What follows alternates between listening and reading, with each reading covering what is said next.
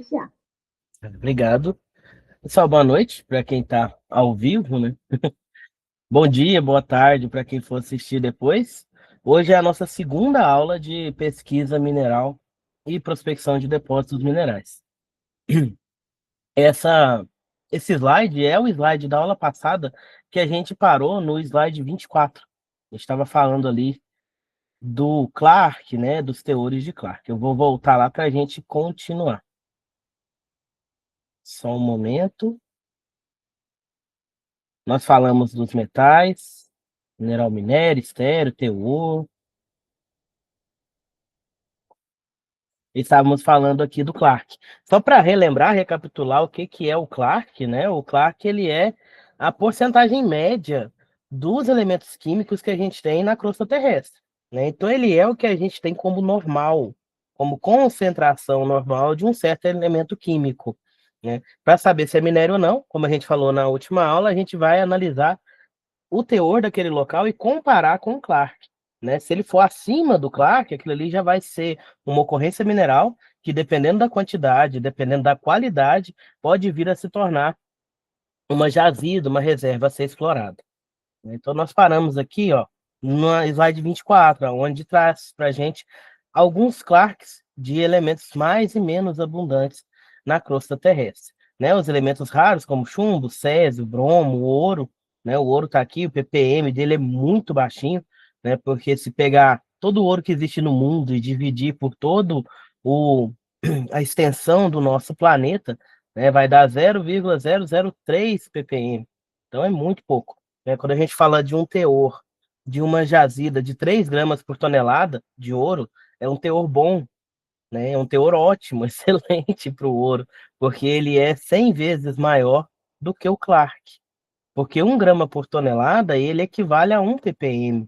Né? Então, se eu tenho 3 gramas por tonelada, eu tenho aqui, ó, 1000 vezes, né? 100 não, 1000 vezes o Clark, o que seria considerado normal, né? Só que o beneficiamento aí ele já é mais complicado e a gente esbarra muito em questão ambiental, porque você vai ter que processar 1 tonelada de material para retirar apenas 3 gramas, né? Então, você vai ter uma barragem de rejeitos muito volumosa, né? E uma movimentação de material muito volumosa, muito gigantesca. Iniciando então a aula de hoje, né, background limiar, né, a gente tem ali o Clark, que é a concentração normal daquele elemento na crosta terrestre. Depois a gente tem o background, que é a concentração normal em uma região específica, porque as regiões elas têm a formação rochosa, né, similar, parecido ali. Então a gente tem as regiões onde a gente vai ter mais rochas sedimentares. Nós temos regiões onde teremos mais rochas ígneas, rochas vulcânicas, rochas plutônicas. Então, o background ele vê a concentração normal dessa região, considerando a parte geológica, certo? Então, por exemplo, aqui na região de Araxá, região próxima nossa aqui, Tapira, Patrocínio, Catalão, nós temos jazidas de fosfato, né, por causa da nossa formação rochosa. Então, a gente tem ali, ó, o background da gente para o fosfato, ele já é mais alto do que o Clark, porque aqui a gente tem uma formação que é uma formação que vai ajudar na aglomeração de fosfato, de nióbio, de terras raras, que é o que a gente tem aqui na nossa região. O limiar, ele está acima do background, ele é o teor que separa ali o que a gente pode chamar realmente de anomalia, né? Um teor que está acima do Clark, acima do background, ele chega no limiar, né? O limiar é o que eu falo que, não, esse daqui realmente é uma anomalia, realmente é uma concentração anormal do material que vai me render, ou pode me render, um aproveitamento econômico. A anomalia, então, será aquela concentração acima do limiar, né? Então, eu tenho o limiar ali, ele é como se fosse um limite para eu falar que aquilo é uma anomalia ou não. Ela pode ser considerada anomalia em relação a outras regiões, mas eu preciso estudar a região ali ao entorno para confirmar se é uma anomalia geológica, né? Isso eu confirmo através de estudos, que é o que a gente está vai estar estudando nessa disciplina, vendo um pouquinho sobre as técnicas que a gente utiliza para pesquisa mineral, né, para entender se aquilo ali é algo normal ou se é anormal. Né? A mineração vai ser sempre em anomalias, em teores considerados anormais, porque eles vão dar retorno para a gente, retorno econômico. Anomalias positivas na pesquisa mineral, então a gente busca por essas anomalias positivas, né? Uma concentração anormal de certo material. A gente vai ver aí que com o intemperismo, com toda a erosão, tudo que as rochas sofrem, alguns elementos químicos terão mais mobilidade do que outros. Ou seja, alguns vão embora mais fácil, outros não. Né? Isso daí, com o passar dos anos, vai criando anomalias, vai criando concentração de elementos que não eram esperados naquela região, porque eles não foram embora junto com outros. A gente vai falar de mobilidade hoje, né? De geoquímica e tudo, a gente vai estudar a mobilidade de alguns elementos químicos. Então, a anomalia positiva é isso, é aquela concentração acima do normal de um certo elemento químico ou de um certo mineral. Então, a primeira etapa, considera-se anomalia qualquer valor acima do Clark. Né? Então, qualquer valor acima do Clark, eu vou considerar como anomalia, vou começar a estudar, vou começar a pesquisar uma área. Eu não saio por aí prospectando sem ter algo em mente, sem já ter ali um sinal, sem já ter uma suspeita que ali tenha uma concentração maior. Né? Então, a gente olha por região, olha por alguns minerais que chamam os outros, a gente vai olhando isso daí, na parte de prospecção. Né? Depois da primeira etapa, a gente vem com a caracterização da jazida, que já é estudar essa jazida mineral, né? Verificar se essa anomalia ela vai estar abaixo ou acima do limiar, se tem a ver com a região, certo? Então, eu estou caracterizando essa jazida. Aí ali eu já vou falar se é uma jazida ou não.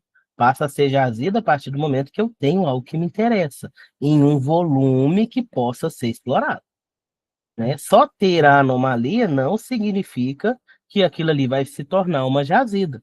Porque se for uma concentração alta, mas em muito pequeno espaço, um volume muito pequeno, não vai ser considerado jazida, porque não vai chegar à viabilidade econômica, né? Não vai compensar eu explorar aquela região para tirar pouca coisa, né? E a gente esbarra ali na questão ambiental, na questão de segurança, né? Que a gente precisa de movimentar muito material, movimentar, fazer desmatamento, né? Toda essa questão aí para retirar o que nos interessa, então tem que ser um volume que seja aproveitável, que vai trazer algum retorno para aquela população, para aquele ambiente, né? Não é só chegar lá e tirar. Isso daí que chega lá e tira sem estudo, sem nada, é garimpo ilegal, né? É mineração predatória, né? Que é quando eu estou acabando com tudo. Depois que eu caracterizo a jazida, a gente vai para a terceira etapa, que é o estudo da viabilidade econômica. Aqui eu vou começar a estudar a quantidade, certo?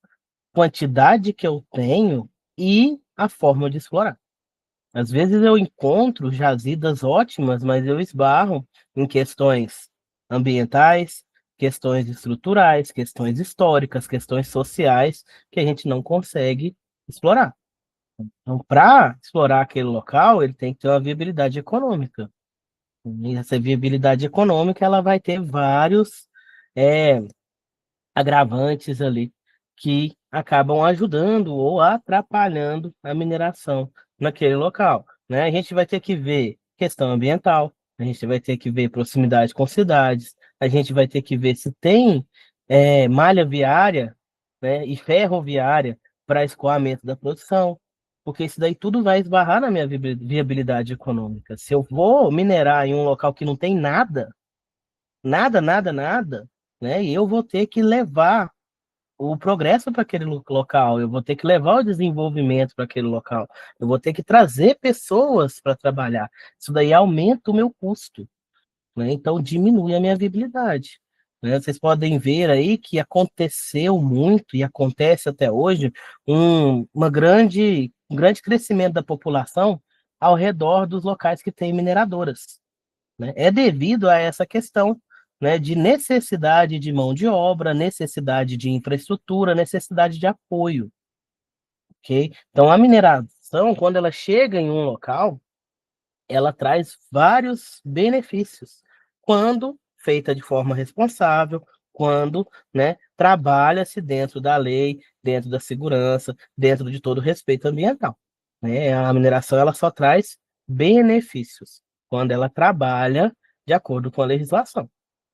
Ok? Então, assim, abre uma mineradora numa cidade, com certeza vai melhorar infraestrutura, vai melhorar a questão de educação, vai melhorar ali o comércio da região, aquela região vai ficar mais bem vista, né? Então ela vai melhorar economicamente. Então a mineração traz muitos benefícios para um local, quando feita de forma responsável, né? Agora, quando feita em forma irresponsável, vocês já sabem o que que acontece, né? E aí a gente tem questões ambientais, questões sociais, né? E vários outros problemas que não é somente a mineração que sofre com isso, né? Qualquer empreendimento aí pode trazer malefícios para um local se ele não for cuidadoso e bem administrado, né? Bem gerido ali nas questões de meio ambiente, de segurança e de saúde e de respeito à comunidade local, aos vizinhos ali desse empreendimento. Exemplo prático, né? Tungstênio em granito. Considera-se o tungstênio o teor médio dele de 0,08% em um granito no sul do Pará. Tungstênio, né, é um elemento químico, tá, pessoal? Ele tem um valor econômico bom, né, e ele é muito encontrado em granitos. Sabendo que a abundância média desse elemento na crosta é de 1 ppm e que o granito, né, tem wolframita, que é o mineral minério de tungstênio, podemos avaliar se essa jazida vai ser provavelmente econômica ou não. Então a gente tem aqui o teor, né, de Clark do tungstênio é de 1 ppm, que passando para porcentagem seria 0,0001%, certo? No granito, onde foi feita a pesquisa mineral, né, encontrou-se 0,08% de tungstênio, né, nesse granito, né? Então, será que ele é viável ou não? Como é que a gente faz esse cálculo? A gente vai trabalhar aqui o cut-off. O cut-off ele é determinado aqui pelo teor encontrado, né, menos o de Clark, ok? Então aqui a gente teria que subtrair, né? 1 menos 0,08, que daria 0,2%. Então ele está muito abaixo. Portanto, esse exemplo aqui não seria considerado uma provável jazida, porque eu estou com um valor abaixo, ok? Aqui uma tabela, né, de outros elementos metálicos, tá?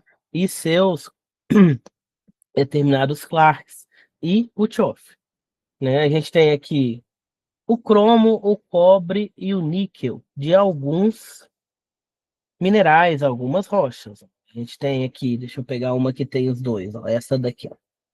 Cromatito, né? Ele tem de cromo 2.600 ppm, de cobre 77 ppm e de níquel 1.500 ppm. Então, para ele aqui, ele tem uma concentração boa, né, de cobre, de cromo, perdão, e de níquel, certo? Se fosse considerar o Clark, né, para cromo é 100. Ele está com 2.600. Então ele está muito bom, né? De cobre seria 50 até 63, ele tem 67. Então ele está bom também. E aqui, para níquel, né, seria de 75 a 89, ele está com 2.000. Não, perdão, ele está com 1.563. Então, essa rocha aqui, ela estaria muito boa para a gente explorar, porque todos os teores dela aqui, todos os seus metais estão acima aqui do nosso teor de Clark.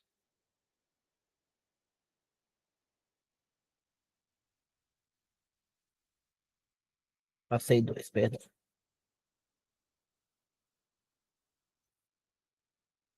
Centralizar aqui, pessoal. Análise dos metalotectes de níquel. Aqui a gente vai ter os teores de níquel bem altos quando comparados a um elemento em todo a crosta terrestre, né? Mas estão abaixo do que é considerado interessante para os depósitos minerais. Então a gente tem ali uma associação geoquímica onde temos cobre e cromo, né, que são ali para a gente uma chamada para o níquel. Onde eu tenho cobre, onde eu tenho cromo, eu posso ter níquel naquele local, né? Então eles vão estar sempre juntos com o níquel. Então, se eu encontro cobre e cromo em uma certa rocha, eu posso estudar que poderei ter níquel, mesmo que seja em pequenas quantidades. Teores elevados, os teores são muito superiores ao teor de Clark e a viabilidade econômica, né? Aí é que a gente precisa ver. Mesmo com teor elevado, se eles ficarem abaixo do cut-off, ele não vai ser economicamente viável eu fazer essa exploração. Então, eu não tenho viabilidade econômica, né? Porque eu preciso verificar se está acima do cut-off, né? Se vocês relembrarem da aula passada ali, o cut-off é o teor limite, né? Aonde eu vou ter, acima dele, eu terei lucro, abaixo dele eu terei prejuízo, né? Porque aí considera tudo ali que vai gastar para fazer a exploração daquela região.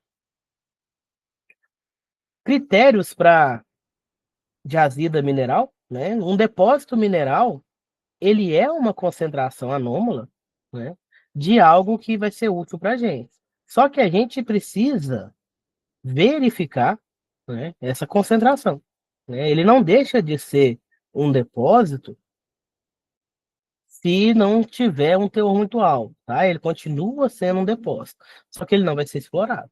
Você só vai explorar se esse depósito tiver viabilidade econômica, né? Para ele ter viabilidade econômica, é necessário que o seu teor seja igual ou acima do cutoff. E que a gente tenha grandes volumes, volumes significativos, né? Não adianta eu ter uma área pequena, que é acima do meu teor, e querer explorar, porque aí depois eu vou misturar ali, eu vou fazer blendagem, que é o que vocês vão ver em outras disciplinas aí, e vou acabar reduzindo o meu teor, deixando ele abaixo do que é de esperar. Hierarquia de teores na prospecção. Primeiramente, a gente olha o Clark, né? Se está acima do Clark, a gente começa o estudo, né? Porém, ele está acima do Clark não significa que já é uma jazida. Eu vou começar a estudar, né? Depois, se for metal, a gente olha o Metalotec, né? Ele vai ser um teor que está acima do Clark, né? Para aquela região. Então, a gente precisa verificar. Se ele for normal, né, naquela região, no mesmo valor do Metalotec, ele não vai ser considerado uma anomalia. Ok? Se tiver acima dele, eu já chamo aquilo ali de alvo, de interesse, de local alvo. Eu já tenho um alvo para estudo. Eu já tenho ali mais um pontinho, né, na classificação para verificar se aquilo ali vai ser uma jazida ou não. Aí eu pego o cut-off, que é o que vai chamar ele de jazida ou não, que é o que vai fazer ele ser explorado ou não, né, que é a parte econômica, né? O cut-off ali vai ser o nosso teor limite, né? Abaixo dele é prejuízo, acima dele é lucro. Em cima dele, né, algo que a gente pode trabalhar, né, com uma certa cautela, porque vai ser bem exprimido ali o meu lucro, né? Mas se eu trabalhar em cima dele, eu ainda não vou ter prejuízo. Tá? E a gente vai ser ali quase que pau a pau.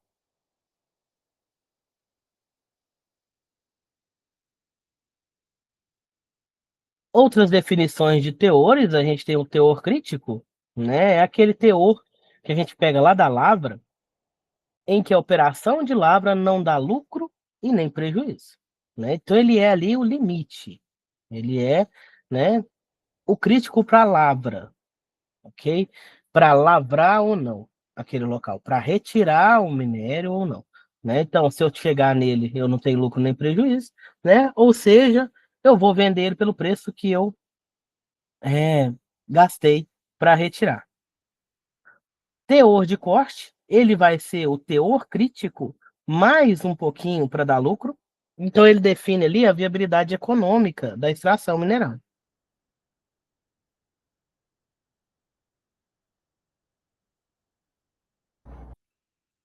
Desculpa, pessoal, eu estava esperando.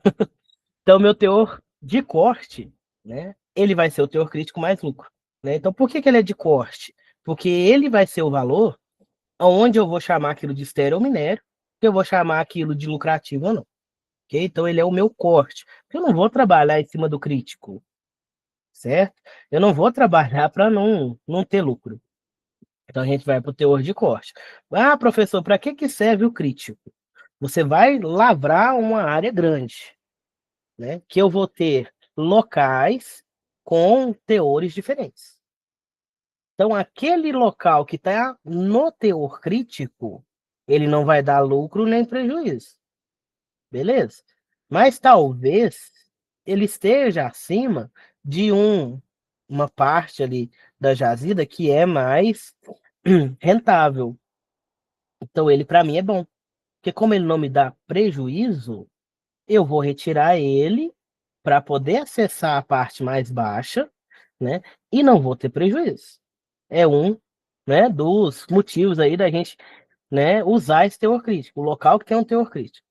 Outro uso seria, né, nós temos ali que misturar o material. Porque na mina, ao contrário do que as pessoas às vezes pensam, que eu vou ter um teor igualzinho na mina toda, eu não tenho. Eu tenho locais com variações muito grandes de teor. E a minha usina, a minha produção, ela vai prezar por um valor X, né? O meu cliente quer um teor de 10%. Se eu entregar para ele 15%, ele não vai me pagar mais por isso, né? Então, assim, ele vai receber, o problema é seu. Eu queria 10, você me deu 15, né? Eu não vou reclamar, beleza? Então, né, se ele quer 10, eu entrego 15, ele não reclama, né? Mas eu tô perdendo dinheiro, que eu estou entregando 15%, sendo que ele só queria 10. Agora, se ele quer 10, eu entrego 8, aí vai me dar problema. Aí vai me dar problema que aí ele vai reclamar e tudo, ele não vai conseguir trabalhar aquele material, porque ele precisa de um teor de 10%. Então, para aumentar a viabilidade, né, a vida útil da minha mina, da minha jazida, o que que eu faço? Eu misturo. Eu faço uma blendagem, né? Blendagem é misturar frentes de lavra diferentes, locais diferentes dentro da mina, a fim de ter um teor médio no valor que eu posso trabalhar. Aí eu tenho ali uma frente de lavra, né? A gente chama de frente de lavra, pessoal, o bloco que a gente vai retirar, tá? Porque a gente desenha a mina e faz o desenho dela em blocos e mede o teor de cada bloco através da prospecção. A gente vai falar da prospecção. Você faz furos ali para fazer a prospecção para calcular o teor daquele bloco.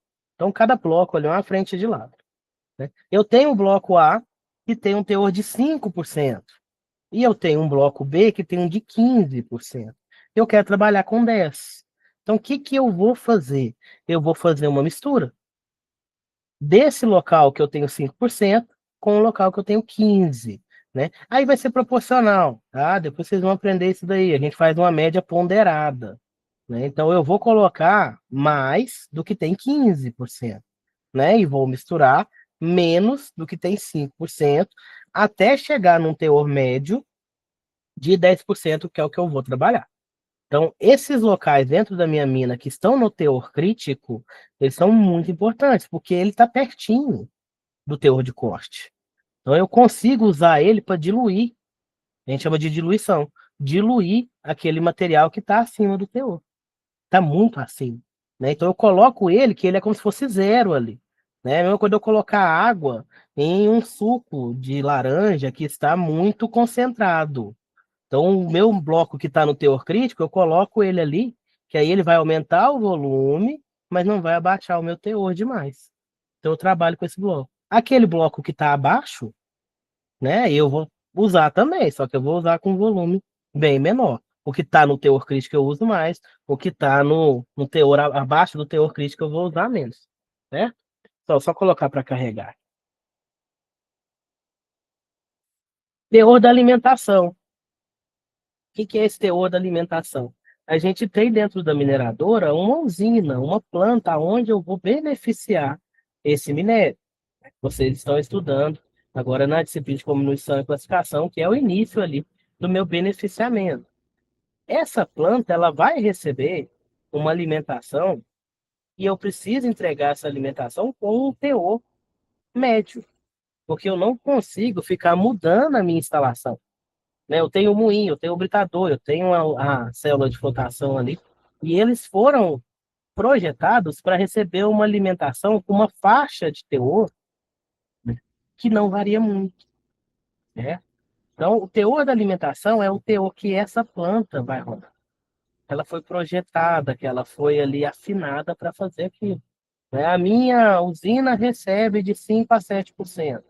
Então, eu tenho que mandar para ela, né, um material com teor de 5 a 7%. Eu não posso mandar abaixo de 5%, que eu vou ter ali, lá na frente, um produto com muita contaminação e de má qualidade, e eu não posso mandar acima de 7%, porque nada me garante que eu vou tirar ali um produto muito mais puro, e se eu tirar, eu vou acabar vendendo ele pelo preço do outro, que não seria tão puro. Então, o teor da alimentação é o teor que a usina recebe, né? Então, é o que eu espero quando eu faço a mistura das duas frentes de lavas, né? Já o teor do produto final, né? O nome já fala, é do produto final, já é o teor de venda, né? Já é o que eu vou entregar para o meu cliente, né? Ele vai estar muito ligado ali à recuperação do material na planta de processamento, a recuperação na usina, né? Então, assim, a parte da separação ali, né? Na prospecção, a gente trabalha com teor crítico e teor de corte, certo? Aí acabou a prospecção. Aí vem a lavra.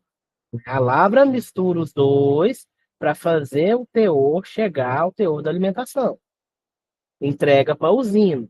A usina vai receber o material com teor da alimentação, por exemplo, 5%, e vai fazer um processo ali dentro para sair um produto final com teor de 10, por exemplo. Então, aí eu tenho as fases da mineração. E esses teores vão acompanhando, né? Então, a gente agora está na prospecção, a gente está lá no comecinho, né? Onde a gente está descobrindo esses teores. A prospecção, ela não para, tá, gente? Não é somente quando eu estou descobrindo a mina, quando eu estou fazendo o estudo da área, do local. Eu continuo fazendo prospecção durante toda a atividade mineradora, porque eu preciso conhecer a minha jazida. A gente fala que jazida conhecida é aquela que já caiu. A gente só conhece realmente uma jazida depois que você explora ela toda, porque tem muitas surpresas, muitas irregularidades ali dentro, né? Porque às vezes você espera que tem um teor, tem outro, né? Nem sempre é uma surpresa boa, às vezes é uma surpresa ruim, certo? Então, assim, a gente mantém a prospecção durante toda a atividade. Então, quem já tiver conhecimento aí, já tiver vivência em mineradora, vão ver que o pessoal está sempre fazendo furos, né? Os furos de sonda, a sondagem, é o nosso principal material de estudo para a prospecção. Eu estou retirando de um lado, estou prospectando do outro. Eu estou fazendo a análise de outros locais, porque a mina vai abrir. A mina vai abrir, aquilo ali eu tenho que saber se vai ser minério ou se vai ser estéreo. Ok? Então a prospecção ela continua. Lógico, a gente vai ter um grande volume ali, né, no início, no descobrimento da jazida, você vai ter muito mais trabalho de prospecção, né, do que durante a vida útil dela. Mas a prospecção nunca para. Estou sempre pesquisando ali para ver como é que está. Aqui há alguns métodos de análise de teor. A gente tem ali a absorção atômica, a gente faz um teste ali para verificar os elementos, né? Ouro, prata, mercúrio, molibdênio, cobre, né? Como é que ele vai ser feito? Adequado para soluções aquosas.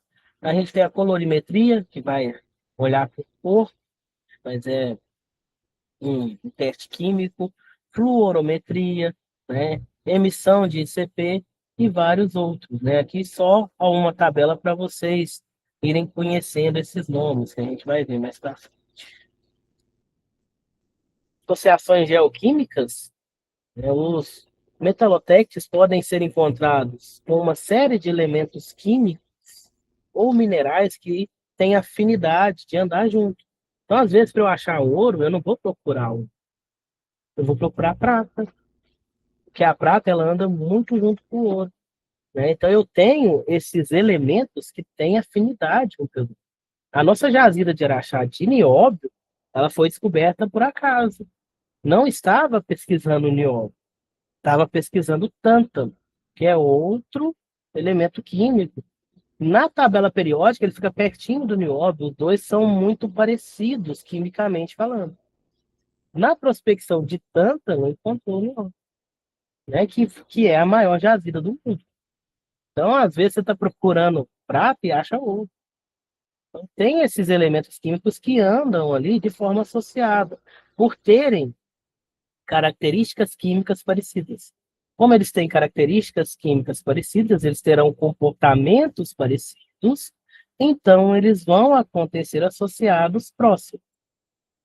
Ok? Então, assim, tem aquele elemento e ele vai ter sempre pertinho dele ali os que têm afinidade com eles, que são parecidos com ele. Né? O nióbio, por exemplo, tem como amiguinho também o fosfato, fósforo. Então, quase toda jazida de nióbio tem fosfato. Quase toda, né, jazida de fosfato vai ter nióbio. Só que aí tem que ver a concentração. Às vezes tem, mas não é viável explorar, né? Não é que não existe nióbio no mundo, existe. Só que o teor é muito baixo. Aqui na nossa região, em Catalão, né, a gente tem um teor maior onde dá para ser explorado, né, esse nióbio de forma economicamente viável. Aqui alguns exemplos, associações plutônicas. Acho que vocês estão vendo geologia agora, só para relembrar. Rocha plutônica é aquela que se solidifica abaixo da superfície. Então, nós temos ali rochas ultramáficas, que serão responsáveis ali por jazidas de cromo, cobalto, níquel e cobre. A rocha que tem cromo, a gente chama ela de pele de onça, né, que ela fica toda pintadinha, né, toda manchadinha, parece a mancha da onça mesmo, quando a gente tem o cromo. Rochas máficas, onde a gente vai ter titânio, vanádio, rochas alcalinas, são as nossas aqui, olha aí, ali os nossos coleguinhas, ó. Titânio, nióbio, fósforo, o tântalo, o zircão, estão aqui. Esse RE, pessoal, são elementos raros, tá? É porque em inglês ele muda ali a nomenclatura, tá? Ou então vocês podem ver se RE ou ETR, que são elementos de terras raras. É o que a gente tem aqui na região também, né? Nós temos terras raras aqui na região de Araxá, essa região aqui. Titânio a gente tem muito em Tapira, tanto que lá é retirado o titânio, armazenado o titânio, né? E explorado, por enquanto, somente o fosfato. Mas a gente tem lá uma quantidade boa de titânio. Só que ainda não é viável para explorar titânio. Então, eles estão armazenando. Está armazenando, uma hora vai rodar aquilo ali, né, e vai utilizar. Nos carbonatitos, né, que são também rochas da nossa região. Os elementos raros, né, de terras raras, titânio, nióbio, tântalo, fósforo e flúor. Rochas graníticas, bário, lítio, tungstênio, molibdênio, estanho, zircão, entre outros. Pegmatitos, né, outra formação rochosa, né? Se vocês não viram ainda, o pegmatito ele é aquela rocha que tem minerais grandes, que dá para ver a olho nu. Nele a gente vai encontrar lítio, césio, berilo, elementos de terras raras, nióbio, etc. Não significa que vai ter todos esses, tá, gente? Mas um ou outro vai ter. É igual na nossa região aqui, ó. Nós temos muito carbonatito. Nós temos titânio, nióbio e o fósforo. E os elementos de terras raras.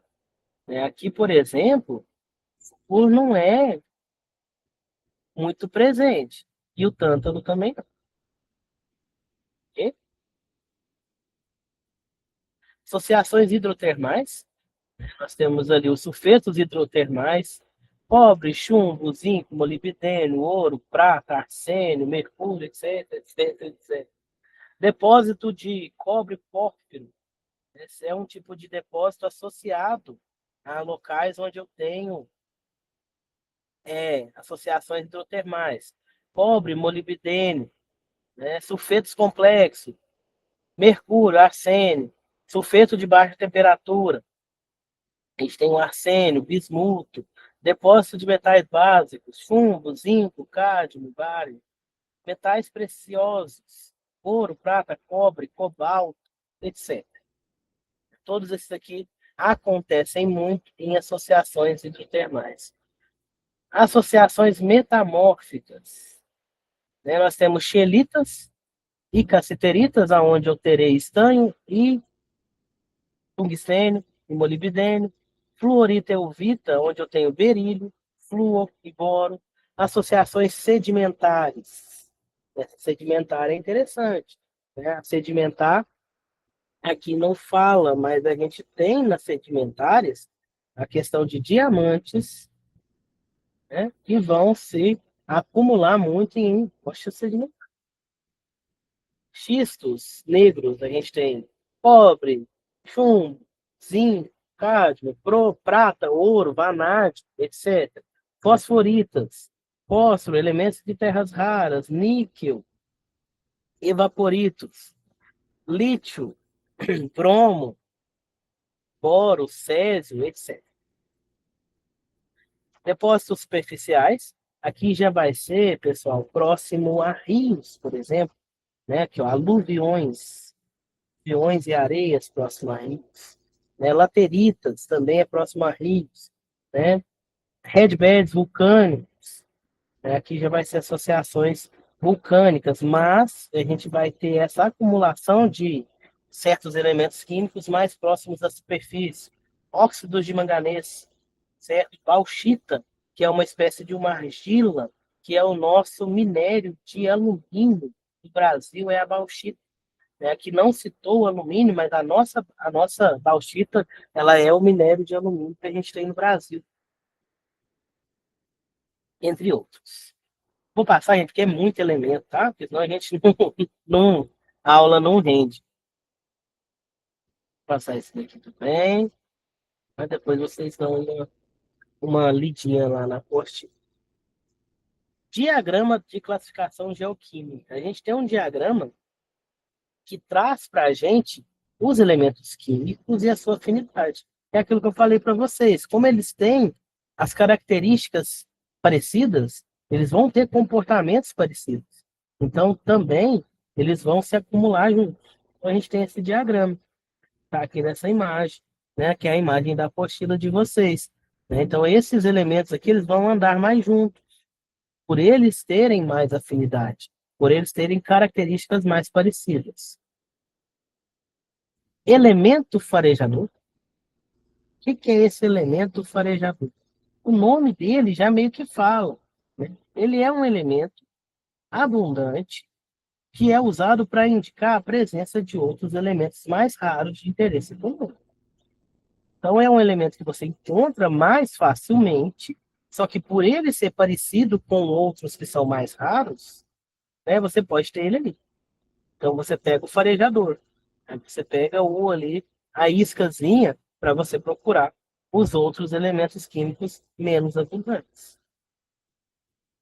Os elementos farejadores aqui do cobre, do molibdênio, por exemplo, é o zinco, o ouro, os elementos de terras raras, a prata, o arsênio e o flúor.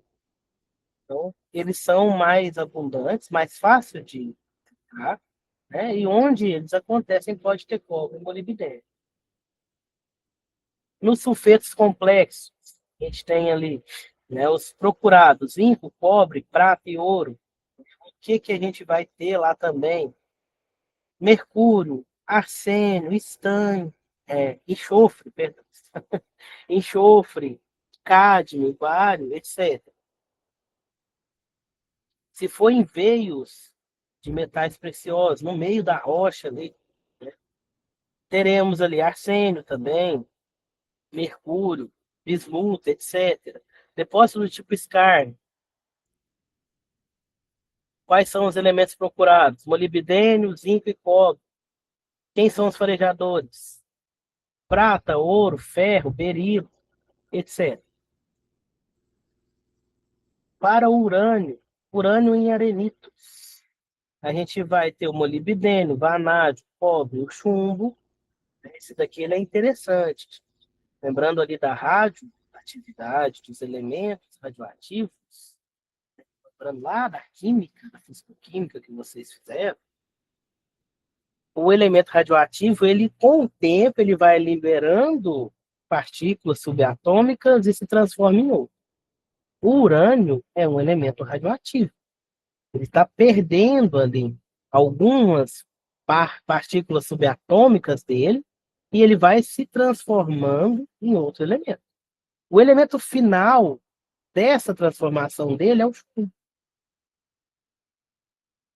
Então, onde tem chumbo, é porque já teve urânio.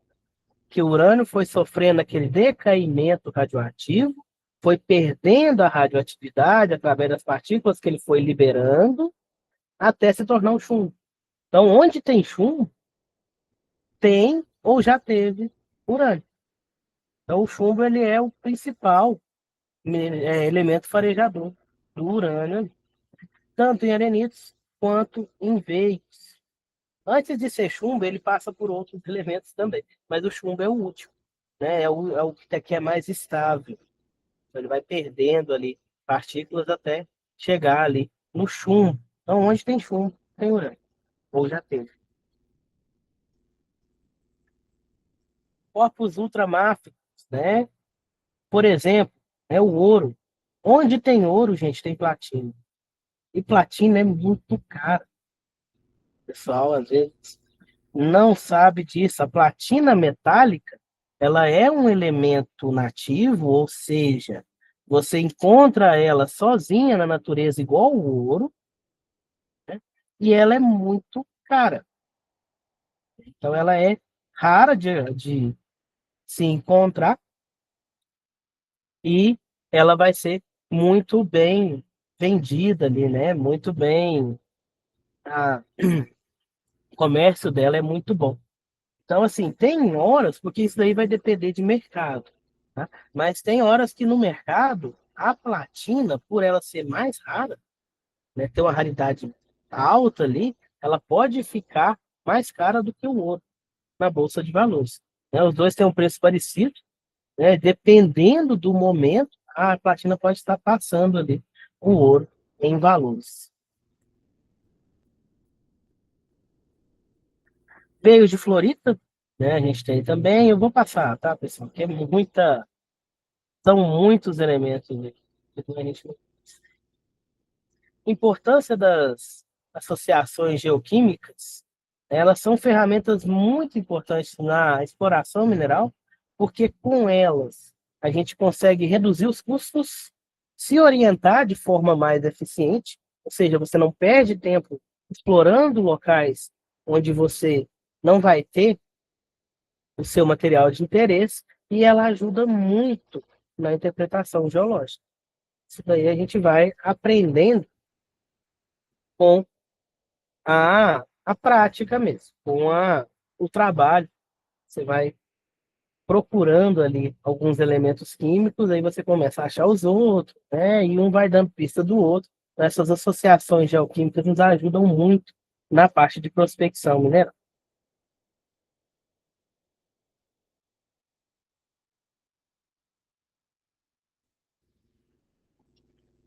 Aqui os desafios da exploração mineral. Toda exploração, né, tem os riscos, que são os nossos riscos, quando se fala em prospecção mineral. Risco geológico, incerteza de tamanho e qualidade de mineral. Né? E eu fiz a prospecção, eu sei que eu tenho a rocha X ali, mas ela tem continuidade, ela tem homogeneidade, ela continua homogênea por um certo espaço, se ela tem uma lateralidade boa ali, isso daí é um risco geológico. Às vezes, os meus estudos dá que ela é perfeita. Na hora que eu começo a explorar, eu encontro impurezas, diferenças de teores, risco econômico, né? Tudo é baseado no mercado. Vocês devem acompanhar ali as notícias, né? Direto, o minério de ferro caiu, o preço do minério de ferro aumentou. Tá, mas o que isso tem a ver com a gente? Muito. O Brasil exporta muito minério de ferro. Se o preço está baixo, o Brasil perde dinheiro, porque ele está vendendo a um preço baixo. A gente está ficando com a exploração, com a questão ambiental, com a poluição, com tudo aqui e vendendo barato. O minério de ferro já é uma tristeza para o Brasil, porque a gente vende minério de ferro. Como assim? Ao invés da gente agregar valor, produzir no Brasil e exportar produtos prontos, a gente exporta matéria-prima. A gente exporta minério de ferro. Então, ou seja, eu vendo um caminhão de minério por, sei lá, 3 milhões. E importo, né, um caminhão de outros produtos ali que foram feitos com esse minério de ferro e pago 15 milhões, sendo que eu entreguei a matéria-prima. Então, assim, o Brasil é muito dependente do minério de ferro. Porque a gente tem muito minério de ferro, a gente exporta muito, só que essa exportação para nós não é a mais lucrativa de todas. Né? O ideal seria a gente agregar valores. Como assim? Produzir aqui. Só que a gente está tendo um problema econômico no Brasil, que é a fuga aí das grandes indústrias, né? Estão saindo do país. Tem muita indústria indo embora do país. Elas estarem aqui não é a melhor coisa do mundo, o ideal é que fossem indústrias brasileiras produzindo, mas elas estarem aqui, elas ajudam o nosso crescimento econômico. Então, a mineração está intimamente ligada a essa questão econômica, mercado. Se o mercado está em alta, a mineração é bom. Se o mercado está em baixa, a mineração é ruim, certo? Porque a gente vende matéria-prima. Então, assim, você já tem o contrato ali. Então, o preço está baixo demais, eu não vou vender. Não tem dessa. Você já contratou que vai vender, né? E o seu contrato está lá que você acompanha o preço de mercado, o risco econômico é muito grande. Aí, voltando à questão de jazida, às vezes, quando eu faço a pesquisa, eu tenho uma anomalia ali, uma concentração que naquele momento é baixa. Mas se o mercado movimenta e aquele mineral, aquele elemento começa a ter um valor maior, o que não era jazida passa a ser. Né? E é aquela questão dos teores que a gente vai trabalhando dentro da mina. Às vezes não é viável eu explorar isso daqui hoje, mas aí amanhã de manhã a bolsa altera e eu já posso explorar porque eu vou ter lucro. Então a gente tem esse risco econômico. A gente trabalha, né, na flutuação ali de mercado. Risco técnico, complexidade na extração e no beneficiamento do minério. Às vezes eu tenho um minério maravilhoso, com teor excelente, mas na hora que eu coloco ele para rodar na usina, ele não concentra, ele não flota, ele não vai ficar com o produto bom. Então, isso é risco técnico. A questão do titânio é essa, a questão do titânio de Itapira. Eles falam, ainda não tem tecnologia para rodar. Tem. Só que a gente tem um risco técnico alto, porque a usina, às vezes, não suporta. A usina atual não suporta. E ele, como ele tem um valor baixo, porque o titânio que a gente tem aqui não é um titânio metálico puro, ele já é um titânio que já foi intemperizado, ou seja, ele já começou a decompor, digamos assim, A gente não consegue trabalhar ele para ele sair como metal. Ele vai sair para a indústria de pigmento, tinta, de cerâmica, etc. Então a gente já vai vender ele mais barato. Então aí essa questão do risco técnico, né? Então assim, não é viável ainda. Dá para explorar, dá. Dá para flotar, dá para rodar na usina, dá. Só que a gente tem esse risco técnico, o que é um pouco mais complexo, né? E a usina sofre mais quando eu rodo o titânio do que quando eu rodo fosfato. Porque a usina foi feita para rodar fosfato, não foi para rodar titânio. Mas isso aí é o risco técnico. É a mesma questão da nossa magnetita. Você já deve ter ouvido falar, eu já devo ter falado, os professores de vocês de geologia já devem ter falado. Magnetita é um minério de ferro também, né? A gente tem muito ferro na magnetita, só que ela se inviabiliza devido ao seu magnetismo. Não é que não tem jeitinho de tirar o ferro dela, porque o risco é muito alto, né? E ela dá muito trabalho. A gente não pode gastar dinheiro à toa. O investimento ali seria muito grande e o retorno nem tanto. Então, é melhor trabalhar com a hematita, que a gente tem abundante aqui no Brasil, que a gente tem nas nossas minas aí, e deixa a magnetita para outros fins, não para minério de ferro, por enquanto. Risco ambiental, licenciamento, gestão de impacto ambiental, barragem. Uma barragem, ela desmata, desapropria muito bichinho, muita plantinha. Sim, tem esse risco ambiental. Não é só a mina quando eu estou prospectando. Eu não vou comprar só ali a área de mina. Eu tenho que comprar uma área maior, porque eu vou ter mina, eu vou ter barragem, eu vou ter restaurante, eu vou ter usina, eu vou ter outras partes ali, eu tenho que ter ligação com a rodovia, eu tenho que ter escoamento. Isso daí também traz danos ambientais. O risco ambiental é grande. Um animal ali que esteja em extinção, naquele local, ele pode inviabilizar uma mineradora. E você abre uma mineradora. Risco social, né? Aceitação comunitária, responsabilidade social corporativa. A mineradora começa a fazer barulho demais. Muito próximo aos grandes centros. A população começa a reclamar. Né? Faz baixo-assinado, faz um monte de coisa ali. A gente pode ter problemas com a comunidade, a população. O que as mineradoras fazem para reduzir isso daí?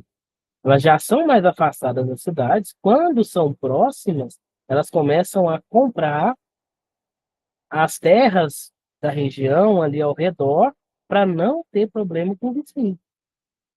Ah, a mineradora poluiu o rio, poluiu minha água, matou meu gado. Não, a mineradora vai lá e compra uma área bem maior do que ela realmente usa, até para isso daí. Não tem problema.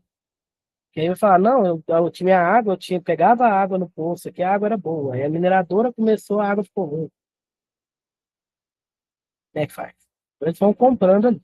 É lógico, isso daí não isenta ela da responsabilidade, mas ajuda um pouquinho, né, a reduzir essa questão desse risco social. Ok? Tá tranquilo até aqui?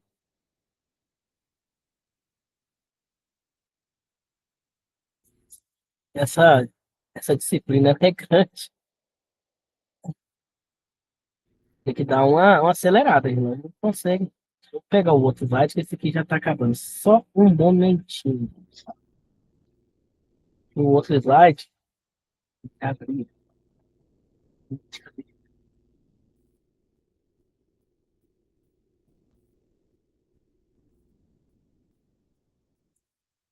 para finalizar esse daqui,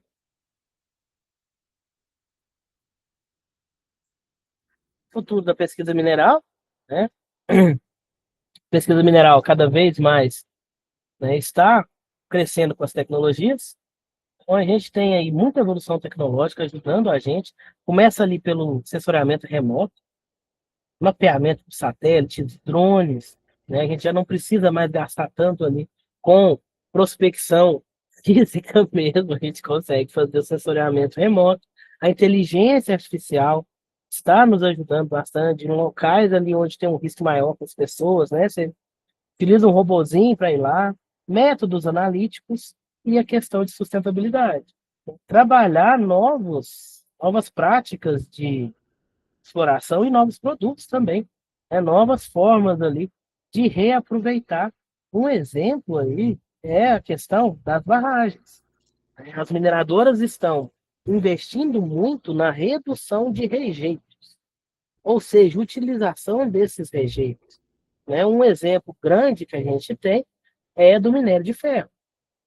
O rejeito do minério de ferro é uma areia de sílica, é um quartzo. Então, algumas mineradoras já estão trabalhando essa questão de secar o rejeito e vender para a construção civil, porque ela economiza com barragem, reduz o risco ambiental, né? E ainda ganha dinheiro. Ela está vendendo, que antes ela deixava estocado ali na barragem, com risco da barragem arrebentar. E aconteceu o que aconteceu. Então, algumas mineradoras aí já estão trabalhando essa questão de secar o rejeito para não ter barragem. Que aí ela ganha em não precisar de licenciamento ambiental para aquela área, ela não precisa fazer barragem, ela não precisa daquele espaço, ela diminui o risco, ela diminui o custo com o monitoramento de barragem. Porque depois do que aconteceu em Mariana, Brumadinho, a legislação ficou muito mais rígida nessa questão de barragem. Então, acompanhar o monitoramento ali da barragem é custo. E não tá, é um custo baixo. Se eu não tiver barragem, melhor ainda. Então, é das tecnologias futuras aí, né? Acabar com a questão de barragens.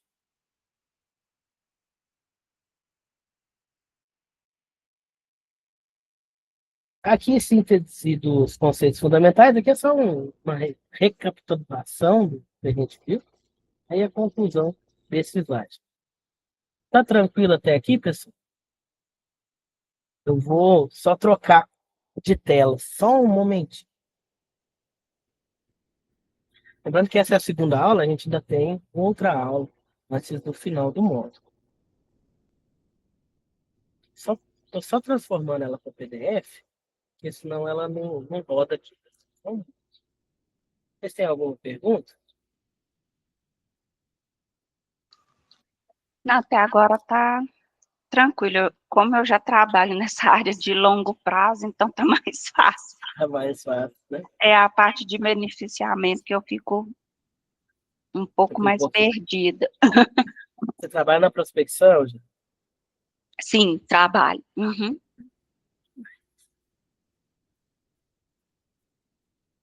Você faz o quê lá?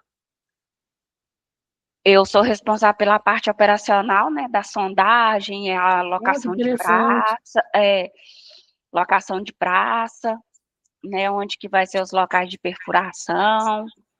Ela é mestre já em prospecção. Mas não tô aprendendo. Aí cuido também do galpão de testemunho, né, recebimento de caixa, para a gente estar fazendo a disposição, né, das caixas nas bancadas para o geólogo vir fazer a descrição. Aí trabalho com o GDMS também, né, Sim. importação dos dados aí do boletim de medição, perfilagem também, GPS. Então, longo prazo, já tem uns 3 anos que eu estou na área de longo prazo. Você já está com conhecimento. Depois, se você puder, se eles liberarem, você mostrar umas imagens para a gente, quando a gente for falar de sondagem. Ah, claro, não, pode deixar. Se Eu você converso com o puder, geólogo lá. Uhum. se você quiser, né, participar da próxima aula, eu acho que vai ser muito enriquecedor para a Ah, turma não, também. claro. Uhum. Não, sim, eu tenho até alguns materiais também, porque quando eu formei, né, que eu sou geógrafo, eu já não fui trabalhar na área, eu trabalhava na área administrativa. Aí Certo. foi lá na Comipa que eu tive minha primeira oportunidade. Então já tem 3 anos que eu estou mexendo com longo prazo. Bom demais. É, não, Agora mas você está. pode deixar.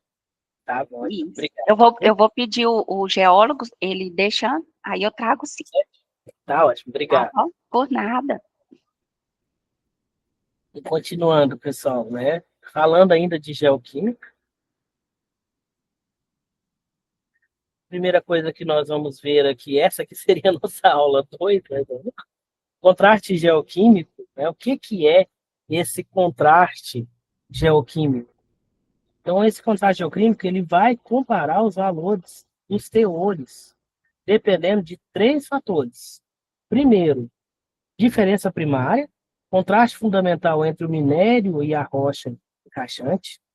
Segundo, mobilidade relativa, né? Igual eu falei para vocês da mobilidade, alguns elementos são mais móveis que outros. Então, né, por exemplo, o nióbio não tem uma boa mobilidade. Por isso que a gente tem uma concentração boa de nióbio aqui. Porque os outros elementos foram embora. Foram embora com o intemperismo, foi embora com as chuvas, foi embora com o vento, o nióbio ficou. Então, a mobilidade relativa do nióbio é baixa. Então, ele não vai dispersar tão facilmente. Por isso que ele acumula em alguns locais. Por isso que ele acumulou aqui. Então, é um dos fatores que a gente utiliza no contraste geoquímico. Né? Alguns elementos são mais móveis que outros. Então, esses que têm mobilidade reduzida, eles vão acumular, né, onde eles foram formados. Aqueles que já têm uma mobilidade mais alta, você vai encontrar eles longe da onde eles foram formados. Né? Por exemplo, aí, os minerais que a gente encontra em rios, né? O ouro, o diamante, né? Ouro de aluvião, ou diamante de aluvião, eles têm uma mobilidade até boa, em comparação com outros metais, porque eles vão embora de um carro. Então você encontra eles longe da onde eles foram formados. Eles não foram formados ali no rio. Na verdade, o rio foi arrastando eles. Então isso daí é mobilidade. Alguns são mais móveis, outros são menos. E a diluição? Diluição é a mistura desse elemento químico com outros elementos. Ou material estéreo, ou água, ou o que seja, né? Ele vai se diluindo ali, né? Se misturando, e com essa mistura, com essa diluição, ele reduz a sua concentração. Falando dos elementos, temos elementos imóveis, praticamente imóveis, e temos elementos móveis. Os imóveis são aqueles, né, que ficam, mesmo depois que aconteceu o intemperismo, que a rocha já começou a degradar, né? Exemplos aqui, o estanho e o berílio. Berílio, né, se vocês não lembram ou se lembram aí, ele é o principal elemento químico da esmeralda. A esmeralda, na verdade, como mineral, ela chama berilo, né? O mineral berilo, que ele é um mineral, ele é um óxido de berílio. Berílio é o elemento químico, berilo é o mineral, é um óxido de berílio. A esmeralda é o nome dado ao mineral berilo quando ele é usado na indústria de joalheria, né? Quando ele é usado como gema.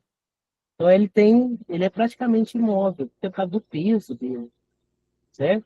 Elementos móveis ali. Vai depender, né, do que aconteceu. Vão ter uma mobilidade maior ou menor. Exemplo ali, intensidade do temperismo, fluxo da água e pH. Exemplos aí dos que são bem móveis, o zinco e o cobre. Eles têm uma mobilidade muito boa ali, ou seja, eles vazam, eles correm, começam a intemperizar o local, eles já saem correndo, eles não ficam, então eles vão se acumular em locais mais distantes. Contraste em diferentes ambientes, né? A gente tem os ambientes aquáticos, onde eu tenho alguns elementos móveis que vão se acumular nesses locais devido à chuva. A chuva vai levando ele vai caindo no rio e vai embora. Ali está precipitação. Precipitação é chuva. Tá? Precipitação ocorre com mudanças químicas e biológicas. Então, vai ter alguns elementos mais encontrados em ambientes aquáticos. A gente tem o cobre, a gente tem o cromo, a gente tem o ouro, a gente tem o diamante, que eles são muito encontrados em ambientes aquáticos. A gente tem anomalias em plantas, né? Alguns metais costumam se acumular em áreas de matagal, áreas de mata, certo? Por causa que a plantinha ali, ela atrapalha a mobilidade desse elemento, então ele fica ali, né? E a gente tem do solo biogênico. Teor metálico vem da vegetação, modificado por acumulação ou lixiviação. Então, vai alterando ali, né, devido à lixiviação ou à acumulação, e vai tendo uma, um aumento do teor daquele elemento naquele local. Análise fracionada. A análise fracionada, ela vai ajudar a gente aí no contraste da anomalia, excluindo os teores não relacionados à mineralização. Primeiro, a gente tem os padrões epigenéticos. O que é isso, né? Como o metal foi criado ali, como ele foi introduzido no componente original. E a gente tem as anomalias singenéticas, né? Que é o metal de minerais de minério que ocorre em forma diferente da rocha-fonte. Não vai ter a mesma formação da rocha aonde ele deveria estar sendo formado. Populações múltiplas de dados.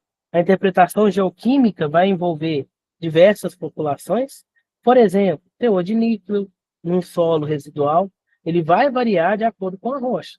Então, eu tenho uma jazida de níquel, né? Um exemplo, a gente tem a garnierita aqui no Brasil, que é uma argila verde, lá na cidade de Niquelândia, e já tem esse nome porque ela tem uma jazida de níquel nessa argila. Certo? Então, ele vai ficar nesse solo residual. Né? A argila é uma rocha que é sedimentar, então ela vem de um tanto de sedimentos, né? Um tanto de pedacinhos de outras rochas que se juntam. Só que a argila é muito fininha. Então, essa argila, a garnierita, que é uma argila niquelífera, ela vai ter teor variado. Em alguns locais ela tem um teor maior, em outros ela tem um teor menor. Na cidade de Niquelândia, teor é um teor que é explorável, ou seja, está acima do cut-off, que a gente retira e ainda lucra. Outros locais onde a gente tem níquel ali, granitos e folhelhos, o teor de níquel costuma ser mais alto e mais uniforme, granito é plutônico, folhelho é uma rocha que já está sofrendo intemperismo, ou é uma rocha sedimentar que começa a sofrer intemperismo, aí se torna um folhedo. Serpentina, teor mais alto, né? E errático, é mais difícil você encontrar. E o sulfeto de níquel, teor muito alto, porém errático. Então, aqui, ó, mais uniforme, a gente vai encontrar principalmente em rochas que tiveram ali o seu primeiro contato sedimentar. Desafios na interpretação, né? A identificação de populações múltiplas, ela fica difícil porque vai ficando cada vez mais complexo você entender as fontes do metal e determinar os valores limiares. Ver se aquilo é normal da região ou não. Um valor de limiar confiável precisa de um estudo, né, bem orientativo na área de geologia, né, e um conhecimento de um geólogo mais experiente. Não há substituto para avaliação visual competente por relacionar a distribuição conhecida do metal. Você pega um geólogo mais antigo aí, ó, só de olhar o local, ele já fala o que tem. Porque ele vai começando a conhecer. Aí ele faz o teste químico ali só para confirmar mesmo. Porque ele, visualmente ele já começa, ele já entende ali que aquela rocha, aquele mineral daquela região, ele tem um teor maior de algum elemento de interesse. Né? Igual a Jaque estava falando com a gente aí dos furos testemunho. Furo testemunho é um furo que a gente faz, né, e retira o material de dentro desse furo do jeito que ele estava. A broca ela é furada, né, ela é um circular furada, ela vai cortando e ela preserva dentro dela o material que ela cortou. Então ela retira do jeitinho que estava ali no solo. Então com ela a gente consegue ver os contatos da rocha. Retira aquilo ali, guarda em caixas, né, que são os testemunhos. A gente chama de testemunho porque ele está testemunhando o que tem abaixo. que tem no solo ali, né? E a gente consegue ver os contatos das rochas, né? O contato do estéreo com o minério, né? Como é que é esse contato? E através desses furos testemunhos, a gente faz análises químicas para confirmar, né, quais são os minerais que estão ali. Então, para interpretar os locais, a gente começa com um estudo mais superficial, depois vem trabalhando com a sondagem, e já vai ser a questão de fazer as perfurações para investigar a profundidade dessas rochas, né, e a continuidade delas também. Aí eu faço um furo aqui, outro aqui. Então, se eu tiver a mesma rocha nos dois furos, o que eu vou, né, pensar? Que eu tenho essa rocha contínua. Ela vai inteiriça de um lado para o outro. Com esses furos, a gente vai desenhando o modelo geológico, que é um esquema de como seria, ou como é, né, abaixo daquela superfície. Então, aí eu consigo estimar, por exemplo, o tamanho de reserva. E aí eu pego a profundidade, comprimento e largura, faço um bloco e calculo o volume. Calculando o volume, se eu tenho um teor médio, que eu já medi com esses furos, eu consigo falar se aquilo é minério, se é estéreo, se é uma jazida, se não é. Aí eu vou fazendo os cálculos, cálculo de retirada, cálculo de venda, cálculo de custo, para poder entender se aquilo vai ser viável ou não. Só que é desafiante. A gente tenta simplificar para explicar, mas não é tão fácil.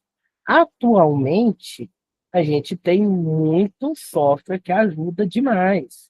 Antigamente, a gente pegava esses furos testemunhos e fazia o desenho do perfil geológico. Igual a gente viu lá na análise topográfica. Perfil topográfico, a gente faz o perfil geológico, onde a gente delimita os contatos das rochas. Antigamente, isso era feito à mão.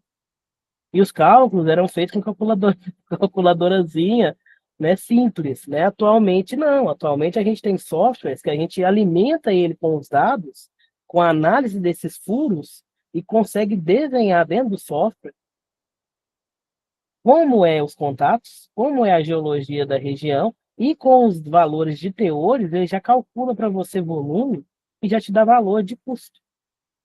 Ele já vai fazendo tudo ali. Lógico, você tem que saber interpretar. Hoje em dia é muito mais. Hoje em dia, você quase não desenha mais. Você faz mais no software. Você desenha com a ajuda do software.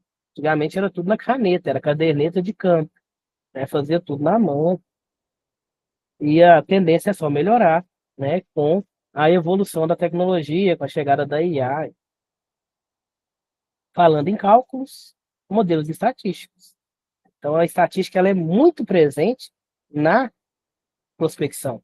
Porque a gente faz, como é que fala, estimativas, né? Não tem como eu perfurar toda a minha jazida e pegar os contatos ali e fazer teste químico de tudo, tudo, tudo. Então a gente pega de uma certa distância para outra, certo? E vai fazendo os cálculos. A gente faz ali interpolação de dados. Então, a gente viu na topografia também, lá na nossa disciplina de geoprocessamento. Você faz interpolação de dados. Você pega dois dados que você tem e você faz a interpolação, né, faz a estimativa do que acontece entre um e outro. Daí é tudo geoestatística. Por isso que eu falei para vocês, a gente tem um risco ali dessa questão, né, que você estima que tem minério e às vezes não tem. Ou tem uma quantidade bem abaixo do que você estimou, né, que a gente faz estimativas mais otimistas. Mas pode acontecer que essa estimativa sua foi otimista demais e não tem, né, a quantidade que você estimou. Então, os métodos estatísticos estão aí para ajudar a gente na quantificação dessa jazida, desse material, né? A distribuição pode ser representada, por exemplo, em histogramas simples, utiliza-se muito probabilidade, né? Qual que é a probabilidade dessa rocha se estender numa região maior? É lógico, vou fazendo furos. Só que eu não vou fazendo os furos com a mesma distância, porque fica caro. Então, a nossa malha de furos, que a gente vai falar na próxima aula, a gente faz ela mais larga quando é o início do estudo e vai estreitando ela a partir do momento que você vai evoluindo no estudo. Locais mais longínquos, mais distantes, né, eu já faço uma malha bem mais esticada, né? Ou seja, a distância bem maior de um furo para outro. Aí a gente vai na probabilidade. Aí aqui eu tinha a rocha 100%, lá eu tenho 5%. Então, como é que foi a redução dela? E faz gráfico também. Gráfico de frequência cumulativa. Se eu tenho minério, eu fiz 4 furos aqui. Em 3 furos eu tenho minério. Né? Então eu estimo ali, né, que um quarto furo vai ter. Mesmo que seja um pouquinho, mas vai ter, por proximidade. Tudo método estatístico. Esses métodos estatísticos, a gente pode fazer uma distribuição normal, representando uma curva. Se estudar estatística lá. A gente pode fazer ela em log, né, que a gente pega o desvio padrão do gráfico ali e joga para a escala logarítmica, ou pode utilizar, né, gráficos não lineares com intervalos ou inflexões que vão dar para a gente dados ali de mudança de teor. A inflexão num gráfico, inflexão é quando ele começa a fazer uma curva. Quando o gráfico vai mudar de direção, a gente chama de inflexão, ponto de inflexão. Ou ele vai subir, ou ele vai descer, né? Esse aí é ponto crítico, né? Se eu estou falando de teor, eu chego até uma certa região, aí ele começa a modificar o movimento no meu gráfico, acendo um alerta. Ou meu teor vai subir, ou ele vai cair. Então aí eu preciso estudar mais. Eu paro nesse ponto de inflexão. Paro nesse ponto e estudo mais. Paro nesse ponto e faço mais sondagem. Porque esse ponto de inflexão na minha curva significa mudança drástica. Ou vai subir, ou vai descer. A maioria das vezes desce, né? Porque vai fazer a curva de distribuição normal, né? Até onde a gente tem ali o céu. O ponto mais central é o ponto mais alto da curva, aquela curva que vocês viram lá na estatística, e depois ele começa a cair. Lógico, pode ser que suba, vai que você encontra uma jazida maior do que a que você estava trabalhando, né? Mas a grande possibilidade é dele descer. Como é que eu confirmo isso? Prospecção, fazendo sondagem.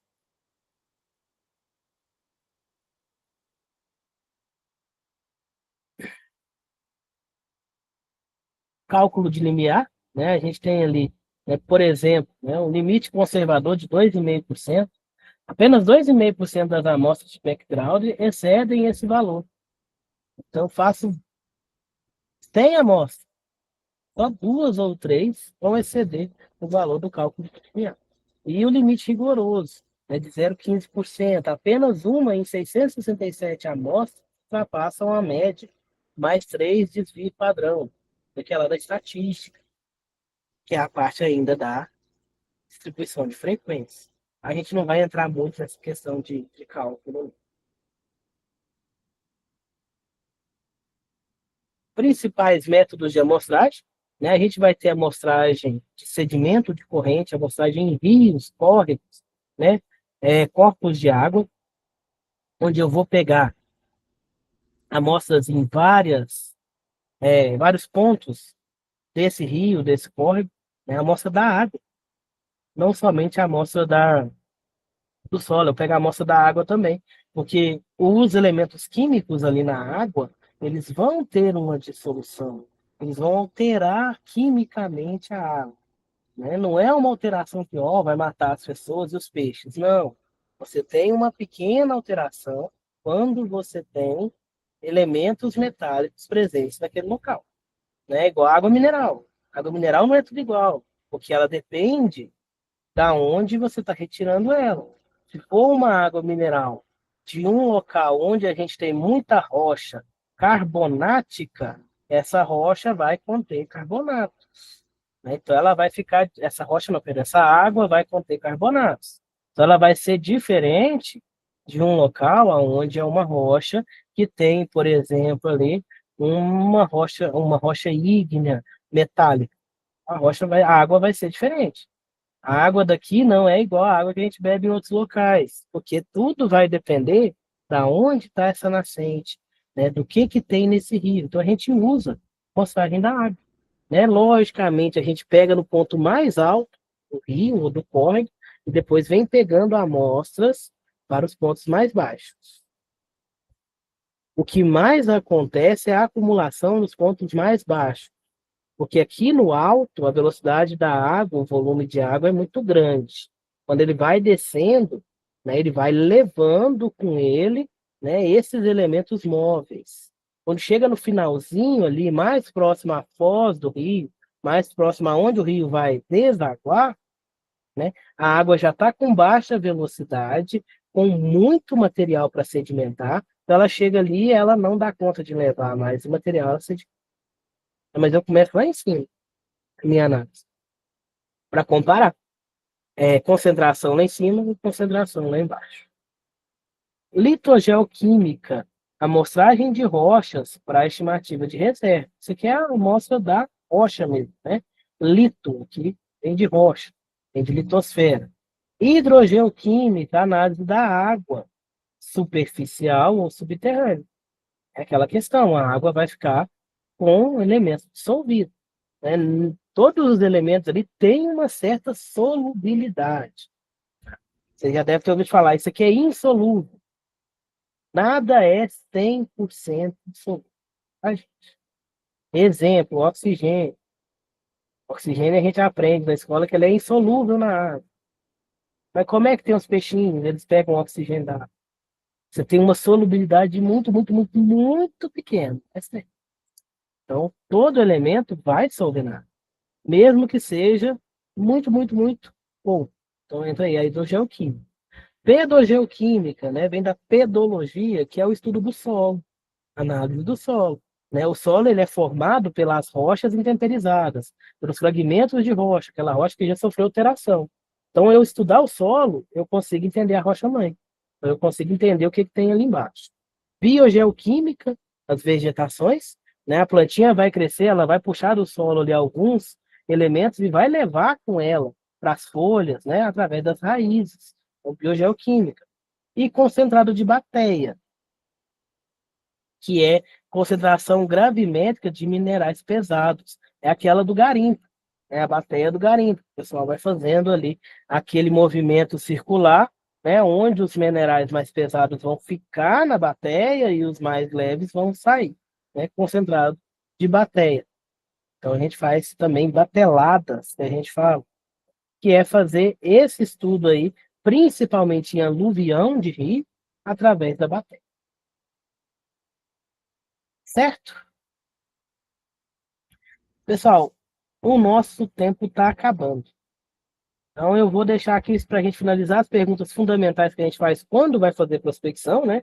O que, onde, o que e como coletar, qual o tamanho da fração que a gente vai utilizar e qual o método analítico. Para a gente encerrar por hoje. E a nossa terceira aula, ela já deve estar chegando, deve estar por aí, e a gente conclui a disciplina. Alguma dúvida? Bom, essa foi mais tranquila. Essa está mais tranquila, né? Tá, quando chega a parte de beneficiamento, que eu fico mais assim. Eu já sou do beneficiamento, eu já, assim, lógico, né? A gente estuda tudo, mas o que eu gosto mais é o beneficiamento. O que eu especializei mais foi o beneficiamento. Eu tô gostando mais dessa parte mesmo de pesquisa mineral. Essa, Eu gosto do beneficiamento, que é onde eu especializei, né? é. Eu já sou suspeito de falar. Eu sempre fico escutando lá, né, das amostras, tal, blend aqui, o teor aqui, na hora que chegar lá assim, no óxido assim e tal. Aí eu fico imaginando, vai na planta piloto fazer o teste, eu tô assim, nossa, meu Deus do céu. Tudo Já passa, pode, saiu é, do portão para lá, já não dá. mas tudo passou pela sua mão, que eu começo lá é a É prospecção. verdade. Certinho. Muito obrigado, pessoal. Até a próxima. Obrigada a você. Tchau, Boa gente. noite. Boa Tchau. noite. Tchau. Boa noite, Arthur. Obrigadão. Até mais.